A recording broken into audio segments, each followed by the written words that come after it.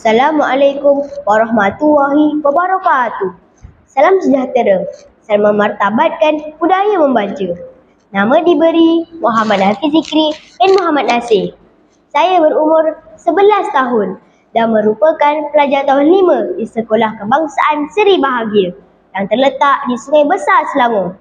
Pada hari ini, saya sangat teruja untuk kongsikan sebuah buku yang bertajuk Why Bencana Alam.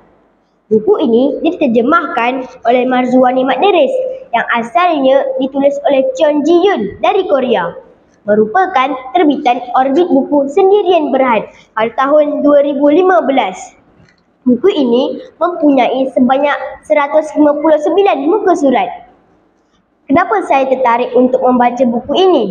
Saya tertarik untuk membaca kerana buku ini diolah dalam bentuk komik sains tentang bencana alam.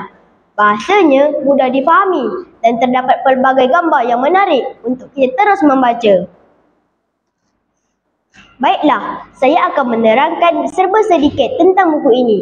Dalam buku ini, penulis menggunakan watak-watak seperti Komji, Omji, Kung, Profesor Kong dan Huang mengembara ke masa lampau kerana ingin belajar lebih banyak tentang bencana alam. Penulis membawa pengembaraan yang menempuh 6 bencana alam yang berlaku di seluruh dunia. Bencana alam tentang gunung berapi, gempa bumi, taufan, hujan ribut salji dan lain-lain. Dalam pengembaraan pertama, mereka menempuh bencana alam iaitu gunung berapi yang amat dahsyat. Ia pernah berlaku di Alaska iaitu gunung berapi Nova Rukta pada tahun 1919. Dikatakan letusannya berskala 7 dan abu laharnya boleh memenuhi 1 juta kolam renang bersaiz Olimpik. Sungguh menakutkan. Negara-negara yang sehingga kini pernah berlaku letusan gunung berapi ialah Indonesia, Filipina, Jepun dan lain-lain. Seperti letusan gunung berapi ditunjukkan di dalam gambar muka surat 13 ini. Sungguh menakutkan.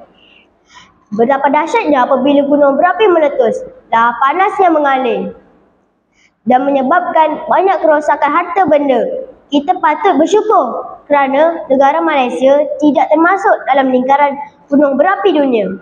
Akhir kata, buku ini membuka minda saya tentang pertama, kejadian bencana alam. Kedua, langkah-langkah persediaan untuk menghadapi bencana alam. Minum dengan gelas kaca. Pupuklah minat suka membaca. Sekian, terima kasih.